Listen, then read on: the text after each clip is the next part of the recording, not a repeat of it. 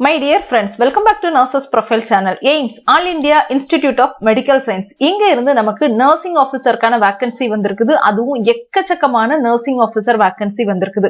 So எப்படி apply பண்ணணும், யார் யார் எலிஜிபிள், எப்படி நம்ம ப்ரிப்பேர் பண்ணணும் அப்படிங்கறத பத்தி தான் நம்ம டீடைல்டா பார்க்க போறோம். நம்மளோட சேனல் நீங்க இன்னும் சப்ஸ்கிரைப் பண்ணல அப்படின்னா சேனல் சப்ஸ்கிரைப் பண்ணிக்கோங்க. கூடவே அந்த பெல் ஐகானை ஆன் பண்ணி ஆல் அப்படிங்கிற ஆப்ஷன்ல வைங்க. இந்த போஸ்டுக்கு நீங்க அப்ளை பண்ணணும்னு நினைச்சீங்கன்னா aimsexams.ac.in அப்படிங்கிற இந்த வெப்சைட்டை தான் நீங்க என்ன செய்யணும் அப்படின்னா ரெகுலரா வந்து ஃபாலோ பண்ணணும்.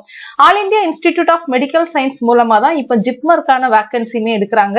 சோ நீங்க ஜிப்மருக்கு வந்து ஒரு நர்சிங் ஆபீசரான ஜாப் வந்து ட்ரை பண்ணணும் அப்படின்னா நீங்களுமே இந்த எய்ம்ஸ் எக்ஸாம் நீங்க கிளியர் பண்ணினாதான் என்ன செய்ய முடியும்னா ஜிப்மர்ல நர்சிங் ஆபீசர் போஸ்டுக்கு உங்களால வந்து போக முடியும். சோ இதுல ரெக்ரூட்மெண்ட் அப்படிங்கிற இந்த பேஜை நீங்க வந்து கிளிக் பண்ணிக்கோங்க. கிளிக் பண்ணீங்கன்னா உங்களுக்கு பேஜ் வந்து இந்த மாதிரி தான் ஓபன் ஆகும். சோ இதுல பாத்தீங்கன்னா nursing officer recruitment common eligibility test, அதாவது நார்செட் அப்படின்னு இருக்கும். இதை என்ன செஞ்சுக்கோங்க அப்படின்னா கிளிக் பண்ணிக்கோங்க. கிளிக் பண்ணீங்கன்னா உங்களுக்கு நார்செட் 9க்கான அப்ளிகேஷன் ஃபார்ம் அண்ட் அது மட்டும் இல்லாம அபிஷியலான அட்வர்டைஸ்மெண்ட் உங்களுக்கு என்ன செய்யும் அப்படின்னா ஓபன் ஆகும். சோ இந்த அட்வர்டைஸ்மெண்ட் அப்படிங்கறத கிளிக் பண்ணீங்கன்னா சோ அவங்களோட அபிஷியல் அட்வர்டைஸ்மெண்ட் உங்களுக்கு என்ன செய்யும் அப்படின்னா ஓபன் ஆகும். எவ்ரி 6 months ஒன்ஸ் நமக்கு எய்ம்ஸ்ல என்ன செய்வாங்க அப்படின்னா இந்த நார்செட் அப்படிங்கிற எக்ஸாம் வந்து கண்டக்ட் பண்ணுவாங்க. இந்த எக்ஸாம் கிளியர் பண்ணி தான் நம்ம சென்ட்ரல் கவர்மெண்ட் இன்ஸ்டிடியூட்ல நம்ம என்ன செய்ய முடியும்னா நர்சிங் ஆபீசரா ஒர்க் பண்ண முடியும். சோ இதுக்கு அப்ளை பண்றதுக்கு யார் யார் எலிஜிபிள் அப்படின்னு பாத்தீங்கன்னா ஃபர்ஸ்ட் வந்து நீங்க பிஎஸ்சி நர்சிங் கம்ப்ளீட் பண்ணி இந்தியன் நர்சிங் கவுன்சில் இல்லைன்னா ஸ்டேட் நர்சிங் கவுன்சில ரெஜிஸ்டர் பண்ணிருந்தா நீங்க என்ன செய்யலாம் அப்படின்னா இந்த போஸ்டுக்கு வந்து அப்ளை பண்ணலாம். அதே மாதிரி நீங்க post basic BSc nursing complete பண்ணிருந்தாலும் அப்ளை பண்ணலாம். சோ நீங்க வந்து எனி ஸ்டேட்ல நீங்க என்ன செஞ்சிருக்கணும் அப்படின்னா ரெஜிஸ்ட்ரேஷன் பண்ணிருக்கணும். இப்ப நீங்க வந்து கர்நாடகா நர்சிங் கவுன்சில்ல ரெஜிஸ்ட்ரேஷன் பண்ணிருந்தாலும் இந்த போஸ்டுக்கு அப்ளை பண்ணலாம். தமிழ்நாடு நர்சிங் கவுன்சில்ல ரெஜிஸ்ட்ரேஷன் பண்ணிருந்தாலும் இந்த போஸ்டுக்கு நீங்க என்ன செய்யலாம் அப்படின்னா அப்ளை பண்ணலாம்.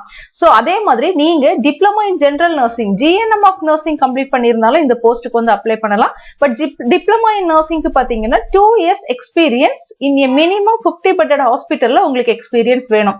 இதே இது பிஎஸ்சி நர்சிங்கா இருந்துச்சுன்னா நீங்க ஃப்ரெஷரா இருந்தாலுமே அப்ளை பண்ணலாம். பட் ஜிஎன்எம் ஆஃப் நர்சிங்க்கு மட்டும் 2 years எக்ஸ்பீரியன்ஸ் உங்களுக்கு 50 bedded ஹாஸ்பிட்டல்ல வந்து இருந்துச்சுன்னா நீங்க அப்ளை பண்ணலாம். ஏஜ் லிமிட் பாத்தீங்கன்னா 18 வயசுல இருந்து 30 வயசுக்குள்ள உங்களுக்கு இருக்கணும். சோ ஏஜ் ரிலாக்ஸேஷன் என்ன செஞ்சிருக்காங்க அப்படின்னா கொடுத்திருக்காங்க. சோ அப்ளிகேஷன் ஃபீஸ் பாத்தீங்கன்னா ஜெனரல் ஓபிசி கேண்டிடேட்ஸ்க்கு வந்து 3000 ரூபாய் வரும். அதே மாதிரி எஸ்சி எஸ்டிஏ கேண்டிடேட்ஸ்க்கு பாத்தீங்கன்னா 2400 ரூபாய். பர்சன்ஸ் வித் டிசபிலிட்டி கேண்டிடேட்ஸ்க்கு வந்து ஃபீஸ் உங்களுக்கு என்ன செய்யாது அப்படின்னா கிடையாது. சோ முக்கியமான டேட்ஸ் அப்படின்னு எடுத்துக்கிட்டோம்னா நமக்கு எய்ம்ஸோட பிரிலிம்ஸ் எக்ஸாம் பாத்தீங்கன்னா செப்டம்பர் 14ஆம் தேதி நமக்கு வந்து நடக்குது. அதே இது மெயின்ஸ் பாத்தீங்கன்னா 27ஆம் தேதி செப்டம்பர் நடக்குது. அதாவது இந்த நார்செட் எக்ஸாம் பாத்தீங்கன்னா ஸ்டேஜ் 1 ஸ்டேஜ் 2 நமக்கு ரெண்டா நடக்கும். ஸ்டேஜ் 1 அப்படிங்கிறது பிரிலிமினரி எக்ஸாம் அப்படின்னு சொல்லுவோம். இதை கிளியர் பண்றவங்க தான் ஸ்டேஜ் 2 எக்ஸாம்க்கு கூப்பிடுவாங்க. அந்த எக்ஸாம் தான் மெயின் எக்ஸாம் அப்படின்னு சொல்லுவோம். சோ இந்த ரெண்டு ஸ்டேஜையும் நீங்க கிளியர் பண்ணாதான் உங்களை என்ன செய்வாங்க அப்படின்னா செலக்ட் பண்ணுவாங்க. அடுத்து ஏஜ் லிமிட் எவ்வளவு அப்படிங்கிறது டீடைல்டா கொடுத்திருக்காங்க. அதையுமே நீங்க என்ன செஞ்சுக்கோங்க அப்படின்னா பாத்துக்கோங்க. அடுத்து இந்த எக்ஸாமோட பேட்டர்ன் எப்படி இருக்கும்னு பாத்தீங்கன்னா நம்ம முதல்ல பார்த்த மாதிரி ஸ்டேஜ் 1 அப்படிங்கிறது பிரிலிமினரி எக்ஸாம். சோ இந்த ஸ்டேஜ் 1 பாத்தீங்கன்னா உங்களுக்கு 100 MCQs கேட்பாங்க. இதுக்கு வந்து டைமிங் பாத்தீங்கன்னா 90 minutes. கம்ப்யூட்டர் பேஸ்ட் எக்ஸாம் தான் இருக்கும். அதாவது ஒரு கொஸ்டின் கொடுத்து 4 ஆன்சர் கொடுப்பாங்க. நீங்க கம்ப்யூட்டர்ல உட்காந்து அதுல கரெக்டான ஆன்சரை வந்து சூஸ் பண்ற மாதிரி இருக்கும். இல்ல 20 MCQs பாத்தீங்கன்னா ஜெனரல் நாலேஜ் அண்ட் ஆப்டிடியூட் ரிலேட்டடா கேட்பாங்க. 80 MCQs வந்து நம்மளோட சப்ஜெக்ட் ரிலேட்டடா என்ன செய்வாங்க அப்படின்னா கேட்பாங்க. நெகட்டிவ் மார்க் வந்து 1/3 வந்து நெகட்டிவ் மார்க் வந்து உங்களுக்கு ஈச் தப்பான கொஸ்டின்ஸ்க்கு வந்து இருக்குது. அதாவது ஸ்டேஜ் 1 பிரிலிமினரி எக்ஸாம் நீங்க கிளியர் பண்ணிட்டீங்கன்னா உங்களை என்ன செய்வாங்க அப்படின்னா செகண்ட் ஸ்டேஜுக்கு வந்து கூப்பிடுவாங்க. செகண்ட் ஸ்டேஜ் தான் மெயின் எக்ஸாம். இது வந்து 180 minutes இந்த எக்ஸாம் நடக்கும். 160 கொஸ்டின் 160 கொஸ்டின் என்ன செய்வாங்க அப்படின்னா கேட்பாங்க. ஃபுல் அண்ட் ஃபுல் பாத்தீங்கன்னா இது வந்து உங்களோட சப்ஜெக்ட் ரிலேட்டடா தான் இருக்கும். இதுக்கும் நெகட்டிவ் மார்க்ஸ் இருக்குது. 1/3 நெகட்டிவ் மார்க்ஸ் என்ன செய்வாங்க அப்படின்னா எடுப்பாங்க. சோ பிரிலிம்ஸ்ல கிளியர் ஆனவங்க தான் மெயின் அட்டெண்ட் பண்ண முடியும். மெயின்லயும் நீங்க கிளியர் ஆயிட்டீங்க அப்படின்னா உங்களுக்கு வந்து போஸ்டிங் என்ன செஞ்சிருவாங்கன்னா போட்டுருவாங்க. சிலபஸ் வந்து நம்மளோட நர்சிங் ரிலேட்டடான சிலபஸ் தான். நீங்க நம்மளோட சப்ஜெக்டே நீங்க கிளியரா என்ன செஞ்சா போதும் அப்படின்னா நீங்க தரவா ப்ரிப்பேர் பண்ணீங்கன்னா போதும் உங்களால என்ன செய்ய முடியும்னா கிளியர் பண்ண முடியும்.